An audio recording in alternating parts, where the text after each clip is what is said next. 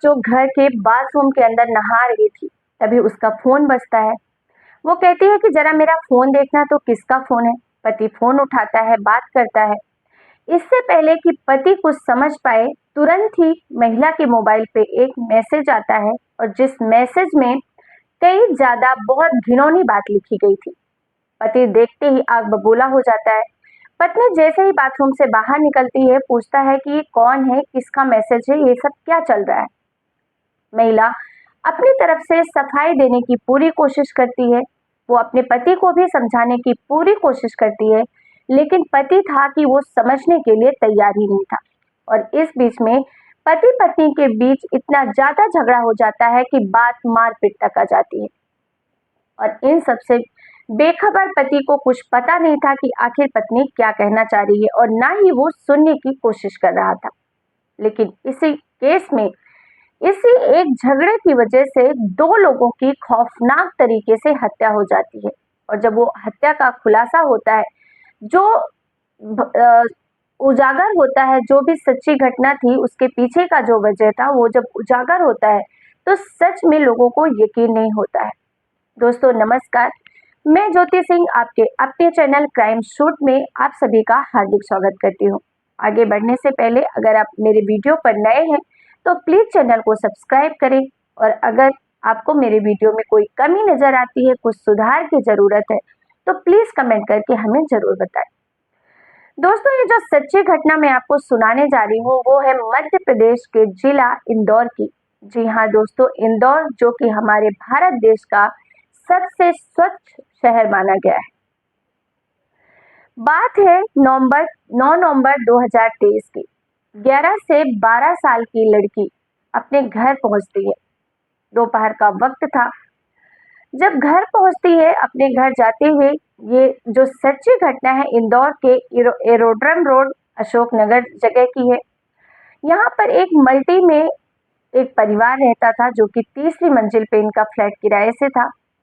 बेटी स्कूल से आती है और माँ को आवाज लगाते हुए घर जाती है।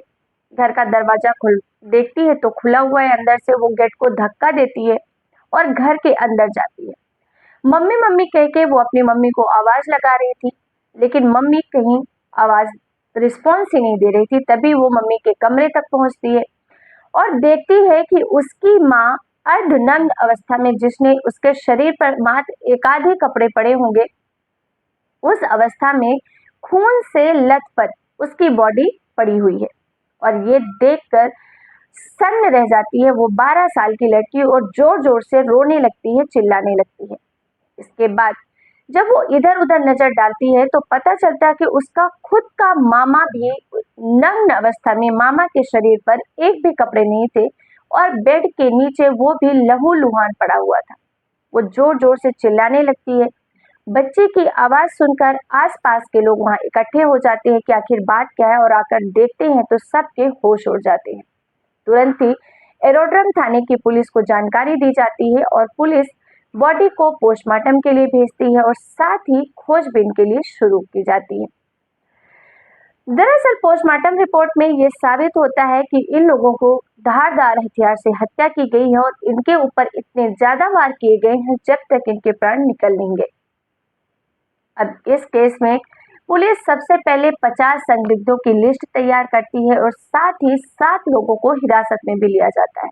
लेकिन जब पुलिस उनसे पूछताछ करती है तो पुलिस को कहीं से भी कोई सुराग नहीं मिलता है। पुलिस परेशान हो जाती है।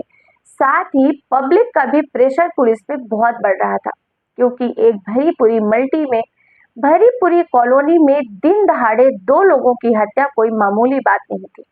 और जैसे जैसे पुलिस का प्रेशर बढ़ता जा रहा था, पुलिस अपनी जांच भी बढ़ाती जा रही थी।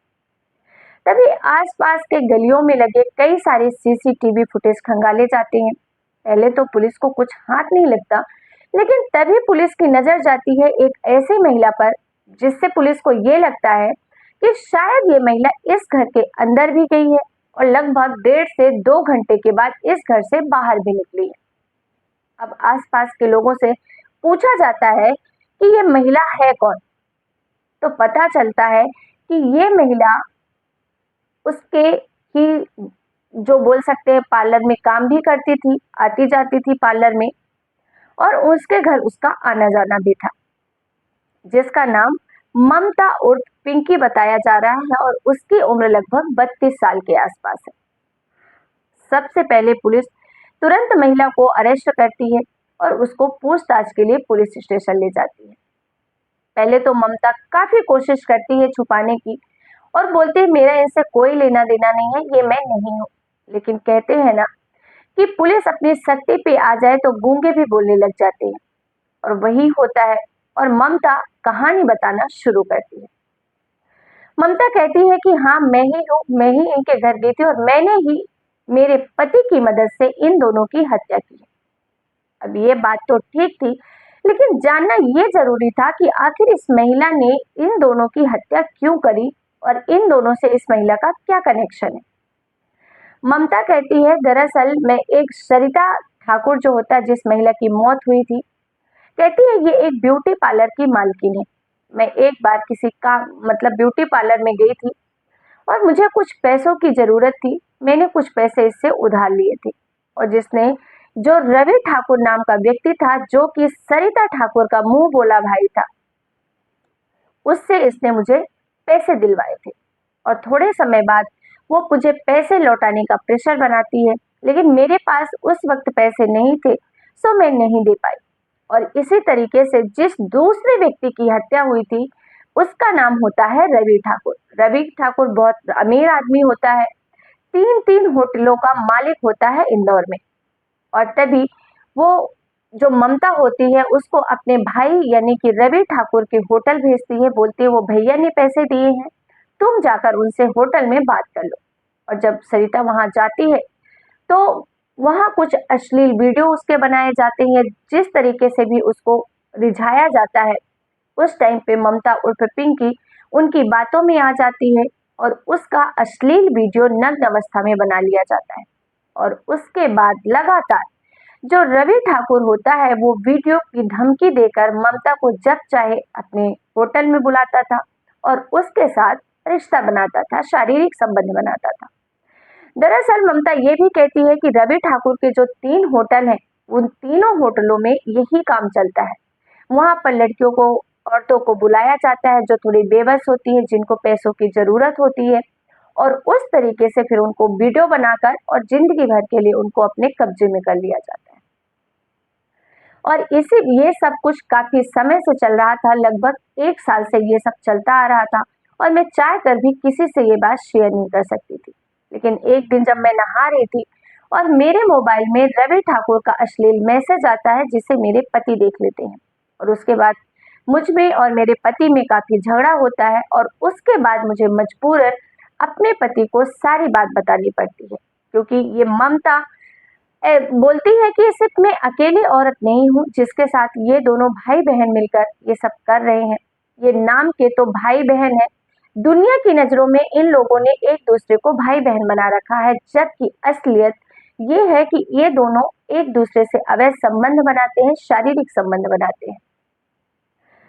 बात यहाँ तक खत्म नहीं होती। दरअसल मम जो सरिता ठाकुर होती है और रवि ठाकुर दोनों ही एक दूसरे के धंधे को सपोर्ट करते हैं। जहाँ एक तरफ रवि ठाकुर जो वहाँ कुछ महिलाएं आती थी इस कारोबार में आगे काम करने के लिए, उनको वो तैयार होने के लिए ब्यूटी पार्लर भेजता था काम करवाने के लिए, और वहीं जो सरिता ठाकुर थी उसके ब्यूटी पार्लर में जो महिलाएं आती थी और उससे सरिता को जब लगता था कि इसे पैसों की जरूरत है, ये मजबूरी में कुछ भी कर लेगी, और ऐसे ही औरतों को सरिता रवि ठाकुर से मिलवाती थी और रवि ठाकुर अपने तरीके से उनको अपने झांसे में लेता था, उनका अश्लील वीडियो बनाता था और उसके बाद जब चाहे मर्जी उसके साथ वो रिश्ते बनाता था। यही सब चलता आ रहा था। तभी वो अपने पति के साथ बैठकर, ममता कहती है कि हमने बहुत सारे क्रिमिनल सीरियल देखे कि किस तरीके से हत्या की जाती है और हमने एक प्रॉपर प्लानिंग तैयार की और दिन डिसाइड किया 9 दिसंबर 2023 का, वो भी दोपहर का वक्त, क्योंकि मैं सरिता से काफी क्लोज थी, बातचीत मेरी होती थी, इसलिए मुझे अच्छे से पता था कि सरिता इस के बच्चे इस वक्त से इस वक्त तक घर में नहीं रहते हैं और उसका पति भी बाहर गया हुआ है। और तभी मैं सरिता के घर जाती हूँ, मेरे पति भी जाते हैं पति मेरे छुप जाते हैं तो मैं जाती हूँ। सबसे पहले सरिता जैसे ही दरवाजा खोलती है, उसके ऊपर हम लोग ताबड़तोड़ हमला शुरू कर देते हैं और उसको बहुत ही जल्द हत्या हो जाती है। उसके बाद ममता कहती है कि सरिता ठाकुर के मोबाइल से मैंने रवि ठाकुर को मैसेज किया कि आज मैं घर पे अकेली हूँ, मेरे पति बाहर गए हैं, बच्चे भी नहीं हैं और मुझे तुमसे मिलने का बहुत मन कर रहा है, जितना जल्दी हो सके मेरे घर आ जाओ। मैसेज जैसे ही रवि ठाकुर देखता है, तुरंत वो अपनी कार उठाता है और सरिता ठाकुर के घर चला जाता है। अब सरिता ठाकुर के घर जैसे ही जाता है, सरिता तो दिखी नहीं, सामने दिखती है उसको ममता। ममता दिखती है तो रवि कहता है तुम यहाँ कैसे? तो ममता कहती है कि कोई बात नहीं दीदी, सरिता दीदी आराम कर रही है, आज तुम मेरे साथ शारीरिक संबंध बनाओ, मेरा भी बहुत मन कर रहा है तुम्हारे साथ आज समय बिताने का। पति, जिसका नाम होता है नितिन, नितिन पवार, छुपा हुआ था। अभी तक रवि ठाकुर को ये नहीं पता था कि इसका पति भी यहाँ है।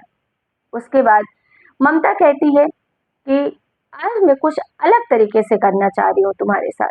तुम पहले अपनी आंख में पट्टी बंधवाओ, उसके बाद अपने सारे कपड़े उतारो और मैं भी अपने उतारती हूँ।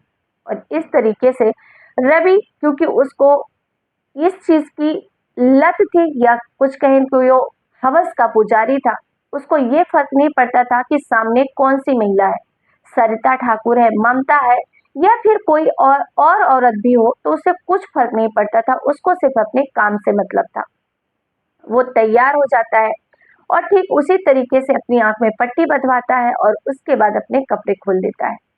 और जैसे ही वो आंख में पट्टी बांध लेता है, कपड़े खोलता है, उसके बाद पति आता है और पति एक जोरदार तलवार से उसके ऊपर वार कर देता है और जो रवि ठाकुर होता है वहीं का वहीं धराशायी होता है। उसको चीखने तक का मौका नहीं मिलता। हालांकि उसके बाद भी कई हमले वो लोग उसके ऊपर करते हैं, सिर्फ इस तसल्ली के लिए कि भूल कर भी इन दोनों की सांसें बचनी नहीं चाहिए। उसके बाद सरिता के भी कपड़े उतारे जाते हैं। रवि तो नग्न अवस्था में था ही और उन दोनों की बॉडी एक ही कमरे में छोड़कर ये दोनों आराम से वहां से निकल जाते हैं। हालांकि पहले लगभग 1 से 1.5 घंटे तक ये वहां बैठते हैं और उन दोनों की नब्ज चेक करते हैं कि गलती से भी इनकी सांस वापस नहीं आनी चाहिए। हालांकि इन दोनों को अंदेशा यही था कि किसी को भी इस बात की भनक नहीं लगेगी, क्योंकि दोनों ही इस अवस्था में हैं कि जैसे ही पहली नजर जाएगी किसी की, वो लोग यही सोचेंगे कि शायद इन दोनों के अनैतिक संबंध थे और हो सकता है इसके पति ने देख लिया और पति ने हत्या कर दी हो। लेकिन कहते हैं ना कि अगर क्रिमिनल कातिल कितना भी शातिर क्यों ना हो, कोई ना कोई सुराग छोड़ ही देता है। और यहाँ पर पूरी की पूरी सुराग तो महिला थी, महिला की कद काठी पर्सनालिटी। और मात्र 2 दिन के अंदर पुलिस इस घटनाक्रम का खुलासा करती है और खुलासा होने के बावजूद किसी को भी यकीन नहीं हो रहा था कि सरिता ठाकुर और रवि ठाकुर के बीच में इतने घिनौने संबंध थे और साथ ही ये दोनों घिनौना काम करते थे, क्योंकि हर कोई को यही पता था कि सरिता ठाकुर का रवि ठाकुर मुंह बोला राखी का भाई है। दोस्तों, इस घटनाक्रम को सुनाने का उद्देश्य किसी की भी भावनाओं को ठेस पहुंचाना नहीं है, बल्कि आप सभी को सतर्क करना है, जागरूक करना है। सुरक्षित रहिए, सावधान रहिए, जितना ज्यादा हो सके अपना और अपनों का ख्याल रखिए। फिर मिलेंगे एक नई सच्ची क्राइम घटना के साथ। तब तक के लिए आप सबका बहुत बहुत धन्यवाद। जय हिंद, जय भारत।